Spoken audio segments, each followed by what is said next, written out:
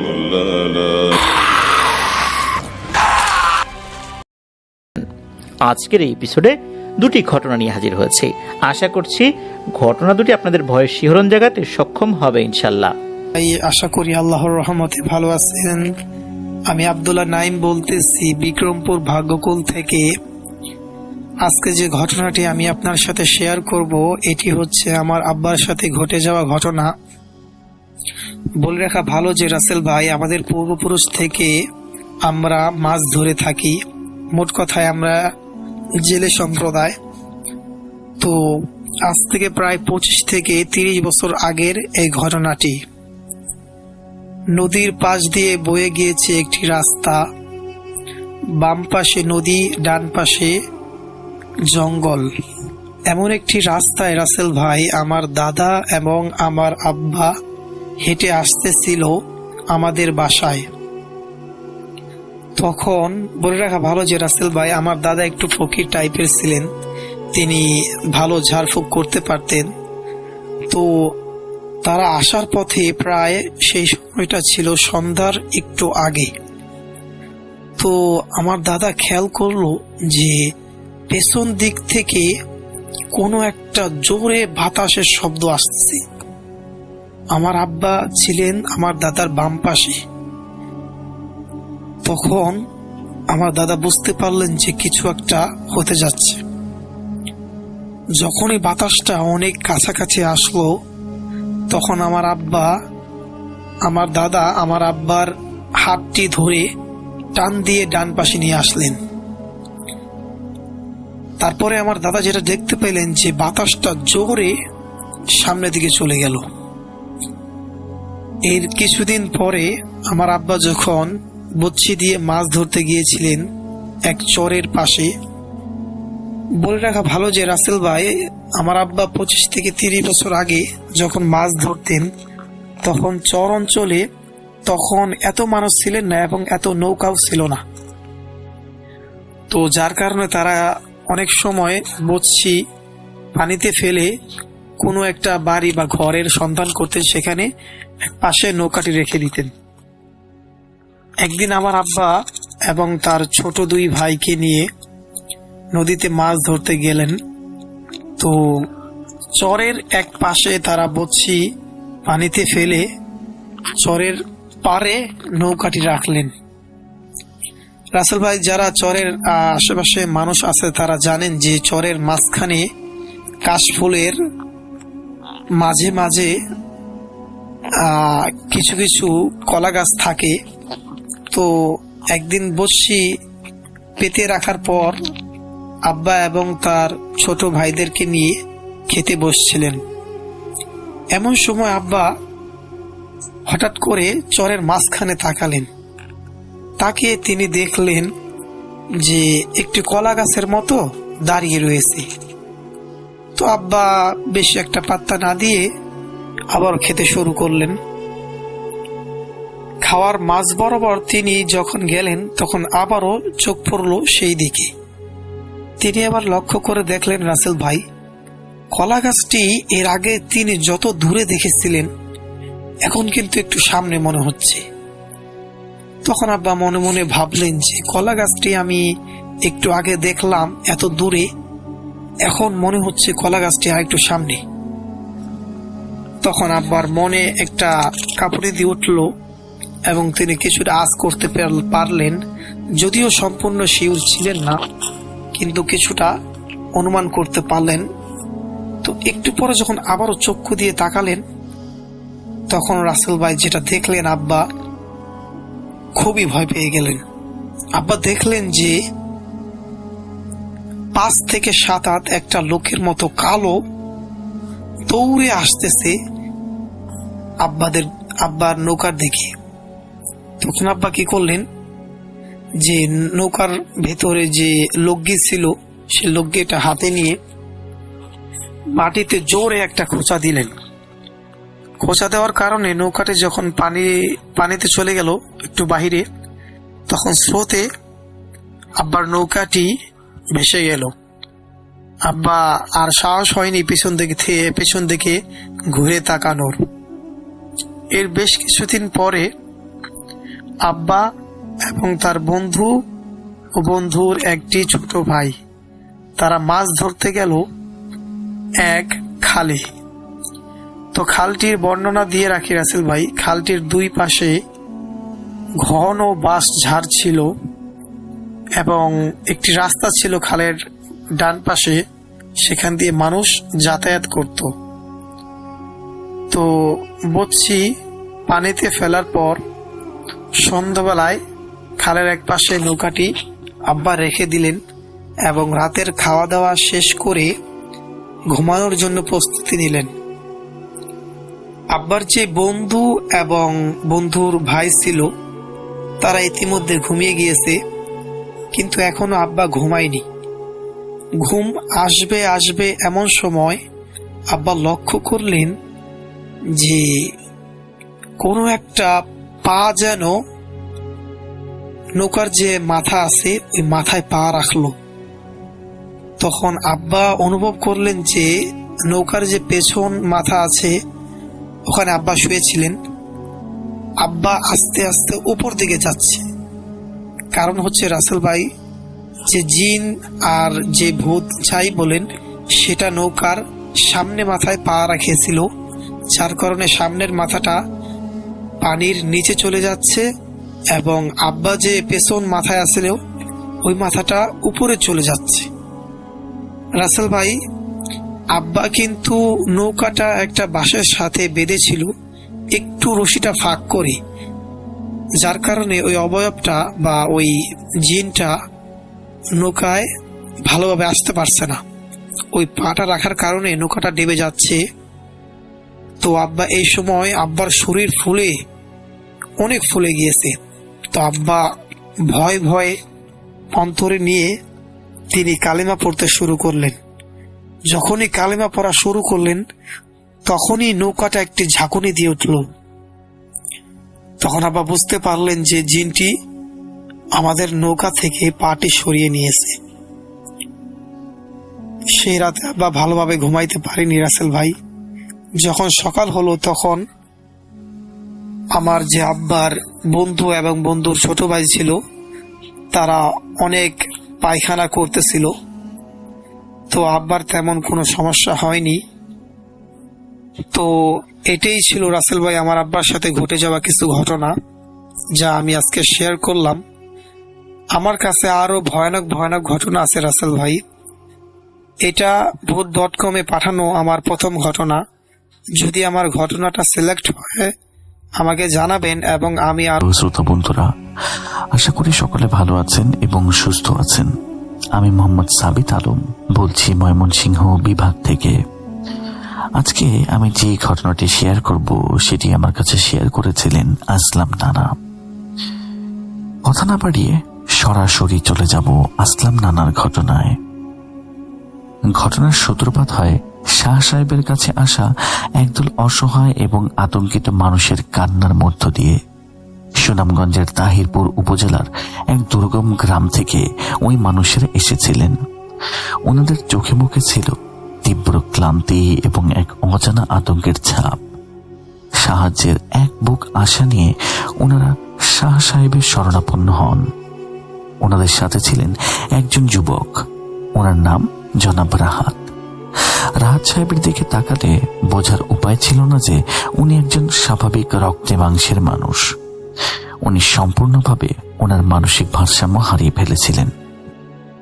ওনার উপরে এক অজানা রহস্যময় এবং অত্যন্ত শক্তিশালী অশুভ শক্তির ভর ছিল, যেই শক্তি ওনাকে আষ্টে পৃষ্ঠে আঁকড়ে ধরেছিল। ওই শক্তিরা দিন রাত ওনার উপরে এক অদৃশ্য শারীরিক এবং মানসিক নির্যাতন চালাতো। রাহাত সাহেবের বাবা জনাব জলিল এবং ওনার মা রাবেয়া বেগম যতই ওনাকে সামনে রাখার চেষ্টা করতেন না কেন, সেই অদৃশ্য শক্তি ওনাকে ততই বেশি আঘাত করত।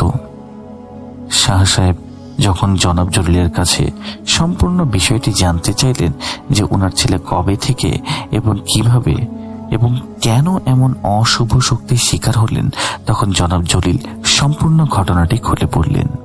আর সেই ঘটনাটি এতটাই গা ছমছমে যে শুনলে কারো স্নায়ু দুর্বল হয়ে আসবে। তাহিরপুরের ওই গ্রামের একেবারে শেষ প্রান্তে মূল বসতি থেকে বেশ কিছুটা দূরে একটি পরিত্যক্ত এবং রহস্যময় জায়গা ছিল। জায়গাটিতে একসময় অনেক পুরাতন এবং বিশাল আকারের বাড়িঘর ছিল বলে শোনা যায়, কিন্তু ওই বাড়িগুলো কাদের ছিল, কবে সেখানে মানুষ বসবাস করত, তা গ্রামের বয়োজ্যেষ্ঠরাও ঠিক মতো বলতে পারতেন না। ওনারা যখন ছোট ছিলেন তখনও ওই জায়গাটিকে ঠিক একই রকম ধ্বংসস্তূপ বা পরিত্যক্ত জায়গা হিসেবেই দেখেছেন। ভাঙা দেয়াল, ধসে পড়া ছাদ, শ্যাওলা ধরা ইট আর চারদিকে গজিয়ে ওঠা বুনো লতাপাতা সব মিলিয়ে এক অদ্ভুত এবং থমথমে পরিবেশ। জায়গাটি কেন পরিত্যক্ত হলো তা নিয়ে গ্রামের বহু লোককথা প্রচলিত ছিল। কেউ বলতো বহুকাল আগে ওই পথ দিয়ে জিনেদের এক বিশাল কাফেলার যাওয়ার সময় কোনো কারণে ক্ষিপ্ত হয়ে সম্পূর্ণ গ্রাম ধ্বংস করে দেয়। আবার কারো মতে কোনো এক অজানা অভিশাপে ওই বাড়িগুলো মাটির সাথে মিশে গিয়েছিল। অনেকে বিশ্বাস করতেন জায়গাটিতে অত্যন্ত রহস্যময় কিছু শক্তিশালী বসবাস ছিল, যার ভয়ে মানুষজন রাতারাতি গ্রাম ছেড়ে পালিয়ে যায়। কারণ যাই হোক না কেন, জায়গাটিতে গ্রামের মানুষ ভুলেও পা রাখত না, কারণ যারাই ভুল করে সেখানে গেছে ফিরে আসার পর অদ্ভুত সব রোগে ভুগেছে, লাইক রহস্যময় দুঃস্বপ্ন দেখছে এবং অশুভ শক্তির দ্বারা নিগৃহীত হয়েছে। কিন্তু এই পরিত্যক্ত জায়গার সব থেকে অদ্ভুত এবং গা ছমছমে ব্যাপারটি ছিল অস্বাভাবিক অপরিচ্ছন্নতা। দুঃখিত, অস্বাভাবিক পরিচ্ছন্নতা। বাড়িগুলো ভাঙাচোরা এবং শত বছরের পুরাতন হলেও জায়গাটি সম্পূর্ণ পরিষ্কার থাকত। দেখে মনে হতো যেন কেউ নিয়মিত ভাঙা গলি এবং রাস্তাগুলো ঝাড়ু দিয়ে রাখে। এক টুকরো শুকনো পাতাও সেখানে পড়ে থাকতো না, ধুলোবালির কোনো অস্তিত্ব ছিল না। জনাব রাহাতের জীবনের অন্ধকারের অধ্যায় শুরু হয় একদিন সন্ধ্যায়। উনি পাশের একটি গ্রাম থেকে কাজ শেষ করে বাড়ি ফিরছিলেন। দ্রুত বাড়ি পৌঁছানোর জন্য উনি সেই পরিত্যক্ত জায়গার ভেতরের রাস্তাটি শর্টকাট হিসেবে বেছে নিয়েছিলেন। উনি যখন ওই জায়গায় পৌঁছালেন তখন সূর্য প্রায় ডুবে গিয়েছে। চারদিক আবছা অন্ধকারে ঢেকে আসছে। চারপাশের পরিবেশ অস্বাভাবিক রকমের নীরব। একটি ঝিঝি পোকার ডাক পর্যন্ত নেই। বাতাস যেন হঠাৎ করে ভারী হয়ে গিয়েছিল। উনি যত ভেতরের দিকে এগোচ্ছিলেন ওনার মনে হচ্ছিল যেন কেউ ওনাকে তীক্ষ্ণ দৃষ্টিতে পর্যবেক্ষণ করছে। উনি খেয়াল করলেন মাটির রাস্তাটি ঝকঝক করছে, কোথাও কোনো আবর্জনা নেই। এমন এক ধ্বংসস্তূপের মাঝে এমন অস্বাভাবিক পরিচ্ছন্নতা ওনার মনে এক অদ্ভুত খটকা তৈরি করল। ওনার মনে হলো একটু দূর দিয়ে কেউ একজন হেঁটে যাচ্ছে। উনি থমকে দাঁড়ালেন। আবছা অন্ধকার উনি দেখতে পেলেন সাদা পোশাক পরা এক নারী মূর্তি কখনো একটি ভাঙা দেয়ালের আড়ালে যাচ্ছে, আবার কখনো বেরিয়ে আসছে। প্রথমটায় উনি বেশ ঘাবড়ে গেলেন। ওনার মনে হলো হয়তোবা চোখের ভুল, কিন্তু পরক্ষণে ওনার নজর পড়ল ধসে পড়া দালানের উপরে। সেখানে একটি পুরাতন মাটির প্রদীপ টিম টিম করে জ্বলছিল। এই নির্জন জায়গায় প্রদীপ কে জ্বালালো? এই প্রশ্নের উত্তর খোঁজার আগেই প্রদীপের আলোতে উনি যা দেখলেন তাতে ওনার নিঃশ্বাস যেন আটকে গেল। সেখানে অত্যন্ত রূপবতী এক নারী দাঁড়িয়েছিলেন। ওনার চুলগুলো ছিল অনেক লম্বা, কোমর ছড়িয়ে নিচে নেমে গেছে। পরনে ছিল ধবধবে সাদা রঙের একটি শাড়ি, যা মাটির সাথে লুটিয়ে থাকলেও তাতে কোনো দাগ বা ধুলো লাগেনি। এমন নির্জন এবং পরিত্যক্ত স্থানে এত সুন্দর একজন নারীকে দেখে উনি একই সাথে অবাক এবং এক গভীর ঘোরে আচ্ছন্ন হয়ে পড়লেন। উনি কিছু বলতে যাবেন, ঠিক তখনই নারীটি ঘোরে হাঁটা শুরু করলেন এবং একটি ভাঙা ঘরের অন্ধকার দরজার ভেতর দিয়ে নীরবে প্রবেশ করলেন। ওনার হাঁটার সময় যেন কোনো শব্দ হচ্ছিল না। আর হাতের ভেতরের কৌতূহল এতটাই তীব্র হলো যে উনিও মন্ত্রমুগ্ধের মতো ওই নারীর পিছু পিছু সেই ভাঙা ঘরের ভেতরে প্রবেশ করলেন। কিন্তু ঘরে ঢুকে উনি কাউকে দেখতে পেলেন না। সম্পূর্ণ ঘর ফাঁকা। উনি কিছুক্ষণ সেখানে দাঁড়িয়ে অপেক্ষা করলেন। হঠাৎ চারপাশের বাতাস যেন বরফের মতো ঠান্ডা হয়ে গেল। ওনার কানের খুব কাছ থেকে একটি মৃদু হাসির শব্দ প্রতিধ্বনিত হয়ে উঠল। হাসিটা কোনো নির্দিষ্ট দিক দিয়ে আসছিল না, মনে হচ্ছিল যেন সম্পূর্ণ ঘর জুড়ে হাসির শব্দটা ঘুরপাক খাচ্ছে। এরপরে উনি শুনতে পেলেন বাতাসে এক অদ্ভুত ফিসফিসানি, যেন কেউ ওনাকে ডাকছে। এই রহস্যময় পরিস্থিতিতে ওনার ঘোর কেটে গেল এবং উনি বুঝতে পারলেন এখানে থাকা নিরাপদ নয়।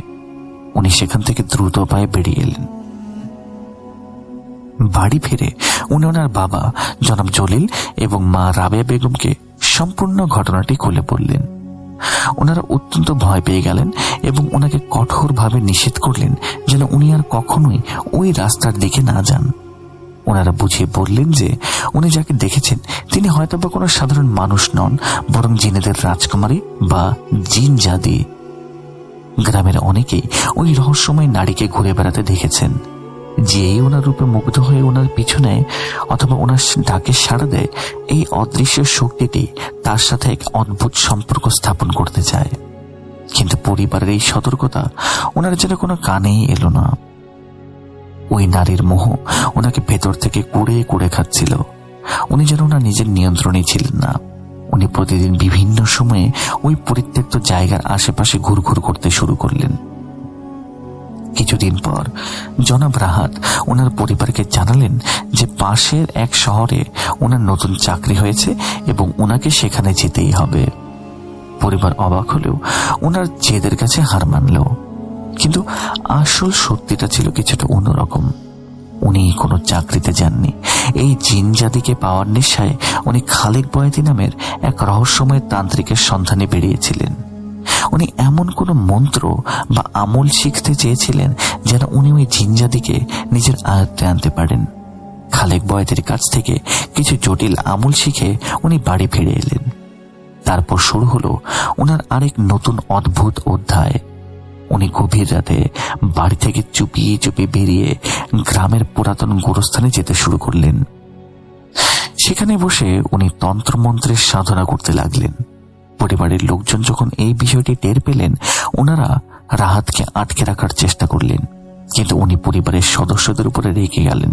উনি দৃঢ়কণ্ঠে বলতে লাগলেন, আমি ওনাকে হাসিল করবই, আমাকে কেউ আটকাতে পারবে না। আমি গোরস্থানের আমল শেষ করেছি, এখন ওই জিন জাতিকে আমার কাছে আসতেই হবে। একদিন রাহাত কাউকে কিছু না জানিয়ে সোজা সেই পরিত্যক্ত জায়গায় চলে গেল এবং সেখানে একটি দীর্ঘ আমল বা বিশেষ সাধনা শুরু করলো। ওনার বাবা জনাব জলিল যখন জানতে পারলেন যে উনি ওই পরিত্যক্ত জায়গায় কোনো একটা কঠিন সাধনায় বসেছেন, তিনি ভয়ে আঁতকে উঠলেন। তিনি জানতেন এই জায়গায় এমন কাজ করার পরিণতি কতটা অপ্রত্যাশিত এবং ভয়ানক হতে পারে। এর আগে যারাই সেখানে জাদুটনা বা সাধনা করতে গিয়েছিল তাদের পরিণতি কারোরই ভালো হয়নি। জনাব জলিল ওনাকে ফিরিয়ে আনতে সেখানে কয়েকবার গিয়েছিলেন। তিনি দূর থেকে দেখতে পেতেন মাটিতে একটি গোলাকার রেখা টানা আর চারপাশে কিছু অশুভ অদ্ভুত সংকেত আঁকা, কিন্তু রাহাতকে সেখানে দেখা যেত না। উনি কোথায় ঘুমাতেন, কি খেতেন, কি করতেন কেউ জানত না। এভাবে প্রায় 21টা দিন কেটে গেল। 21তম দিনের রাত 3টার দিকে জনাব জলিলের বাড়ির দরজায় প্রচন্ড জোরে আঘাতের শব্দ শোনা গেল। মনে হচ্ছিল কেউ যেন দরজায় ভারী কিছু দিয়ে আঘাত করছে। পরিবারের সবাই ধরফর করে উঠে পড়লেন। জনাব জলিল দৌড়ে গিয়ে দরজা খুলতে তিনি এক অদ্ভুত দৃশ্য দেখতে পেলেন। দরজার ওপাশে রাহাত দাঁড়িয়ে আছে, কিন্তু তাকে চেনার কোনো উপায় নেই। তার পরনে কাপড় ছিল সম্পূর্ণ শতচ্ছিন্ন, সম্পূর্ণ শরীরে এবং চুলে কাদামাটি মাখা। তার চোখ দুটো ছিল বিস্ময় এবং এক গভীর বিভ্রমে থাকা এবং বড় হয়ে যাওয়া। ওনার চোখে এমন এক দৃষ্টি ছিল যেন উনি এমন কিছু দেখেছেন যা মানুষের দেখবার কথা নয়। ওনারা কিছু বুঝে ওঠার আগে রাহাত জ্ঞান হারিয়ে মাটিতে লুটিয়ে পড়ল। টানা 2 দিন তার জ্ঞান ফেরেনি। গ্রামের ডাক্তার, হেকিম থেকে শুরু করে মসজিদের ইমাম সবাইকে আনা হলো। ইমাম সাহেব কিছু কোরআনের আয়াত পড়ে ওনার উপরে ফু দেওয়ার পরে গভীর চিন্তায় পড়ে গেলেন। তিনি জানালেন ওনার উপরে অত্যন্ত শক্তিশালী কোনো অদৃশ্য শক্তির প্রভাব রয়েছে। উনি এমন কোনো উপস্থিতির মুখোমুখি হয়েছিলেন যারা প্রবল শক্তি এবং এই শক্তির মাধ্যমে ওনার মস্তিষ্ক ধারণ করতে পারেন। কিন্তু রাহাত সাহেব এই শক্তি ধারণ করার মস্তিষ্কের অধিকারী ছিলেন না। 2 দিন পর যখন রাহাতের জ্ঞান ফিরল, তখন উনি আর আগের মতো ছিলেন না। ওনার চোখের দৃষ্টি ছিল সম্পূর্ণ শূন্য। ওনার আচার আচরণ, ওনার গলার স্বর সবকিছুই যেন বদলে গিয়েছিল। মনে হচ্ছিল ওনার শরীরের নিয়ন্ত্রণ অন্য কারো হাতে চলে গেছে। উনি হঠাৎ হঠাৎ বিকট শব্দে চিৎকার করে উঠতেন, কখনো নিজের চুল টেনে ছিঁড়ে ফেলতেন। রাতে উনি ওনার ঘরের ভেতরে থাকতেই পারতেন না, ছুটে উঠোনে চলে যেতেন, আবার গভীর রাতে উঠোন থেকে দৌড়ে ঘরের কোণে লুকিয়ে থাকতেন। মাঝে মধ্যে বন্ধ ঘরের ভেতর থেকে ওনার আর্তনাদ শোনা যেত। মনে হতো কেউ যেন ভেতর থেকে কাউকে আঘাত করছে। জনাব জলিল বাহির থেকে দরজা খোলার চেষ্টা করতেন, কিন্তু ভেতর থেকে দরজা বন্ধ থাকত। যখন দরজা খোলা হতো তখন দেখা যেত উনি মেঝের উপরে পড়ে আছেন। অদৃশ্য শক্তিটি সত্যি সত্যি ওনাকে শারীরিকভাবে নাজেহাল করেছিল। ওনার অবস্থা দিন দিন আরো নিয়ন্ত্রণের বাইরে যেতে লাগলো। উনি মাঝে মধ্যেই বাড়ি থেকে পালিয়ে গোরস্থানে চলে যেতেন। গোরস্থানের একটি পুরাতন গাছের নিচে বসে উনি ঘন্টার পর ঘন্টা কাঁদতেন, আবার পরক্ষণে অদ্ভুতভাবে হাসতেন। বাধ্য হয়ে জনাব জলিল ওনাকে শিকল দিয়ে বেঁধে রাখলেন। ওনার ঘরের একটি শক্ত খুঁটির সাথে ওনাকে বেঁধে রাখা হলো। রাহাত শিকল ছেড়ার জন্য আপ্রাণ চেষ্টা করত। পরিস্থিতির সম্পূর্ণ নিয়ন্ত্রণের বাইরে চলে যাওয়ার শেষমেশে ওনারা পরিবার নিয়ে শাহ সাহেবের কাছে আসার সিদ্ধান্ত নেন। শাহ সাহেব অত্যন্ত মনোযোগ দিয়ে সম্পূর্ণ ঘটনা শুনলেন। তিনি বুঝতে পারলেন পরিস্থিতি কতটা জটিল। শাহ সাহেব জনাব জলিলকে বুঝিয়ে বললেন যে সাধারণ মানুষেরা তান্ত্রিকের কথায় ভুল মনে করে একটা চিল্লা করলেই জিনারা তাদের বাধ্য হয়ে যাবে, যা একটি সম্পূর্ণ ভুল ধারণা। জিনারা যখন তাদের প্রবল রূপ নিয়ে মানুষের সামনে আসে, সেই উপস্থিতি অত্যন্ত ভারী হয়। সাধারণ মানুষের মস্তিষ্ক সেই চাপ সহ্য করার ক্ষমতা রাখে না। ওই পরিত্যক্ত জায়গার জিনজাতি একা ছিল না, সেখানে জিনদের একটি বিশাল বংশের বসবাস ছিল। জনাব রাহাত যখন ওনাকে বশ করার জন্য চিল্লা করতে শুরু করেছিলেন, তখন উনি আসলে এক বিশাল শক্তির সাথে সংঘাতে লিপ্ত হয়ে গিয়েছিলেন। 21তম দিনে যখন জিনজাতি ওনার সামনে উপস্থিত হন, তখন উনি সেই প্রবল শক্তি সহ্য করতে না পেরে নিজের সুরক্ষার জন্য তৈরি করা প্রতিরক্ষামূলক বৃত্ত ভেঙে ফেলেন। আর বৃত্ত ভাঙার সাথে সাথে ওই জিন ওনার উপরে প্রভাব বিস্তার করে এবং ওনার শরীরের নিয়ন্ত্রণ নিয়ে নেয়। শাহ সাহেব বললেন যে কোনো সাধারণ তাবিজ বা ফু দিয়ে এই শক্তিকে সরানো যাবে না, এর জন্য যথাযথ প্রক্রিয়ার মধ্য দিয়ে যেতে হবে। তিনি ওনাকে একটি পানি পড়া দিলেন এবং নির্দেশ দিলেন আগামী 5 দিন ওনাকে এই পানি যেন পান করানো হয়। এরপর প্রথম চাঁদ রাতের বৃহস্পতিবার শাহ সাহেব নিজে সেই গ্রামে যাবে বলে কথা দিলেন। নির্দিষ্ট দিনে শাহ সাহেব তাহিরপুরে ওই গ্রামে পৌঁছালেন। তিনি প্রথমে সেই পরিত্যক্ত জায়গা পরিদর্শনে গেলেন। জায়গাটিতে পা রাখা মাত্রই তিনি বুঝতে পারলেন বাতাসে এক ভারী শক্তির উপস্থিতি।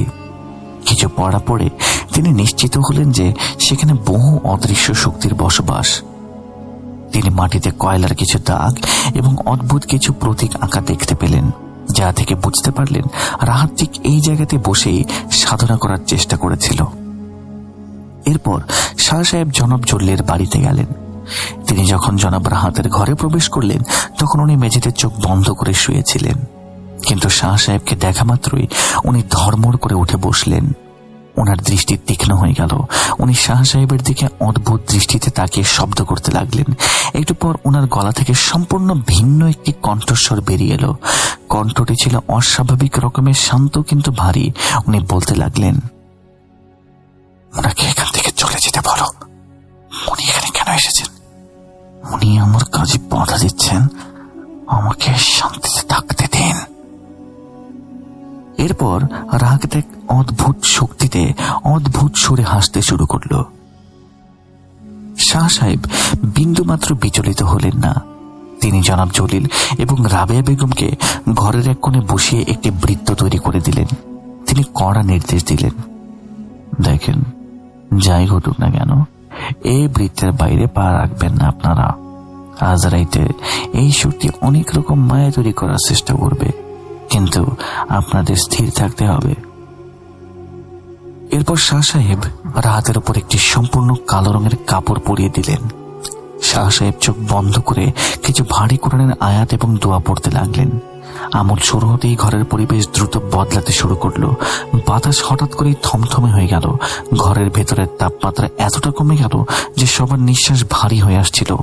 কালো কাপড়ের নিচ থেকে উনি প্রথমে হাসছিলেন, কিন্তু একটু পরে ওনার হাসি কান্নায় পরিণত হলো। কান্নার শব্দটা ছিল অত্যন্ত অদ্ভুত। মনে হচ্ছিল অনেকগুলো কণ্ঠ ডাবল বা ট্রিপল ভয়েসে একসাথে মিলে কাঁদছে। ঠিক সেই মুহূর্তে ঘরের বাইরে এক অদ্ভুত ঘটনা ঘটল। মাঝরাতের সম্পূর্ণ অন্ধকার আকাশে কোথা থেকে যেন শত শত কাক উড়ে এলো। ওনাদের বাড়ির উঠোনের গাছগুলোতে বসে কাকগুলো ক্রমাগত ডাকতে শুরু করলো। এত রাতে কাকের এমন অস্বাভাবিক জমায়েত এক গভীর রহস্যময় পরিবেশের সৃষ্টি করলো। মনে হচ্ছিল যেন সম্পূর্ণ বাড়িটিকে কোনো এক অদৃশ্য প্রহরী ঘিরে ফেলেছে। শাহ সাহেবের পড়া যখন তুঙ্গে পৌঁছালো, তখন জনাব রাহাত হঠাৎ করে সম্পূর্ণ চুপ হয়ে গেলেন। ঘরের ভেতরে শুধু ওনার ভারী নিঃশ্বাস নেওয়ার শব্দ শোনা যাচ্ছিল। মনে হচ্ছিল যেন উনি গভীর কোনো ঘোরের মধ্যে তলিয়ে গেছেন। শাহ সাহেব ওনার উপর থেকে কালো কাপড়টি সরিয়ে নিলেন। এরপর শাহ সাহেব নিজের ডান হাতের শাহাদাত আঙ্গুল দিয়ে ওনার কপালের উপরে কিছু আরবি হরফ লিখতে শুরু করলেন। শাহ সাহেবের আঙ্গুল যখন ওনার কপালে ছুঁয়েছিল, তখন ওনার শরীর কাঁপতে শুরু করলো। উনি হঠাৎ করে চোখ মেলে তাকালেন, কিন্তু ওনার চোখের দৃষ্টি ছিল স্থির। শাহ সাহেব জনাব জলিকে কিছু পড়া তাবিজ দিয়ে নির্দেশ দিলেন যেন জনাব রাহাতের শরীরের চারপাশ ঘুরিয়ে একটি মাটির পাত্রে পোড়ানো হয়। তাবিজগুলোতে আগুন দেওয়া মাত্রই ঘরের ভেতর অদ্ভুত এক ধরনের গন্ধ ছড়িয়ে পড়ল। গন্ধটা ছিল পুরাতন এবং অনেক বাজে টাইপের একটা গন্ধ। শাহ সাহেব জনাব রাহাতের দিকে অত্যন্ত গভীর গলায় তাকিয়ে বললেন, ওঠো, সোজা হয়ে বসো। উনি শিকল পাতা অবস্থাতেই ধীরে ধীরে উঠে বসলেন। শাহ সাহেব এবার সরাসরি ওই অদৃশ্য শক্তিকে উদ্দেশ্য করে বললেন, তুমি কি ওনাকে সম্পূর্ণভাবে ছেড়ে চলে যাইবা, নাকি আমি তোমাকে আরো কঠিন শাস্তির মাধ্যমে বিতাড়িত করব, বলো তো? রাহাতের শরীর তখনও কাঁপছিল। উনি মাথা নিচু করে ফুপিয়ে কাঁদতে শুরু করলেন। এরপর সেই নারী কণ্ঠটি ওনার মুখ থেকে বলে উঠল, আমি চলে যাব, আমাকে যেতে দিন, আমি আর কখনো ফিরে আসবো না। উনি আমাকে জোর করে নিজের আয়াত জানতে চেয়েছিল। উনি আমার বাসস্থানে এসে আমার সাধনায় বাধা দিয়েছিল। উনি যখন আমার আসল উপস্থিতি অনুভব করলেন, তখন উনি ওই প্রবল চাপ সহ্য করতে না পেরে নিজের সুরক্ষা বলয় ভেঙে দিয়েছিল। আর সেই সুযোগে আমি ওনার উপরে প্রভাব ফেলেছিলাম। শাহ সাহেব এই কথা শোনার পর একটি বিশেষ আয়াত পড়া শেষ করে নির্দেশ দিলেন, ওনার শরীর থেকে এখনই বের হয়ে যাও, আর যাওয়ার আগে এমন একটা নিশানা দিয়ে যাও যেন আমরা বুঝতে পারি তুমি সত্যি চলে গেছো, আর কখনো ওনার আশেপাশে বা এই গ্রামে ফেরার চেষ্টা করবা না। কথাটি শেষ হওয়ার কয়েক সেকেন্ডের মধ্যেই ঘরের বাইরে উঠোনে থাকা একটি বড় গাছের শক্ত ডাল প্রচন্ড মর্মর শব্দ করে ভেঙে পড়ল। শব্দটা এতটাই জোরালো ছিল যে মনে হলো কেউ যেন বিশাল কোনো শক্তি প্রয়োগ করেছে। গাছ ভাঙার শব্দের পরপরই বাইরের কাকগুলো ডাক সম্পূর্ণ থেমে গেল এবং এক গভীর নিস্তব্ধতা নেমে এলো।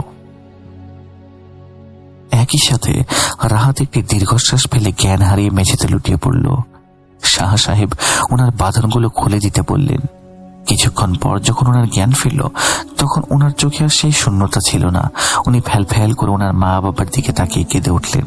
উনি জনাব জলিলকে জড়িয়ে ধরে কাঁদতে কাঁদতে বলতে লাগলেন, আমাকে বাঁচান বাবা, আমি আর কখনো ওই পরিত্যক্ত জায়গার দিকে যাব না। শাহ সাহেব ওনার মাথায় হাত বুলিয়ে ওনাকে শান্ত করলেন এবং ওনার নিজের মুখে শুনতে চাইলেন 21তম রাতে ঠিক কি ঘটেছিল। উনি অত্যন্ত ভীত কণ্ঠে যা বর্ণনা করলেন তা শুনে সবার গায়ে কাঁটা দিয়ে উঠল। উনি জানালেন, আমি যখন প্রথম ওনাকে দেখেছিলাম, ওনার রূপে আমি পাগল হয়ে গিয়েছিলাম। তান্ত্রিক আমাকে বলেছিল চিল্লার শেষ রাতে উনি আমার সামনে আসবেন এবং আমার বশ্যতা স্বীকার করবেন। 21তম রাতে যখন আমি মোমবাতি জ্বালিয়ে বৃত্তের ভেতরে বসেছিলাম, তখন চারপাশ অত্যন্ত ঠান্ডা। হঠাৎ আমি দেখলাম বৃত্তের ঠিক বাহিরে উনি এসে দাঁড়িয়েছেন, কিন্তু উনি সেই রূপবতী নারী ছিলেনই না। রাহাতের গলা কাঁপতে শুরু করলো। উনি ঢোক গিলে আবার বলতে শুরু করলেন, আমি ওনার কোনো স্পষ্ট অবয়ব দেখতে পাচ্ছিলাম না। ওনার জায়গায় দাঁড়িয়ে ছিল এক বিশাল জমাট বাঁধা অন্ধকার, আর সেই অন্ধকার যেন চারপাশের আলো শুষে নিচ্ছিল, যেন কোনো ব্ল্যাক হোল।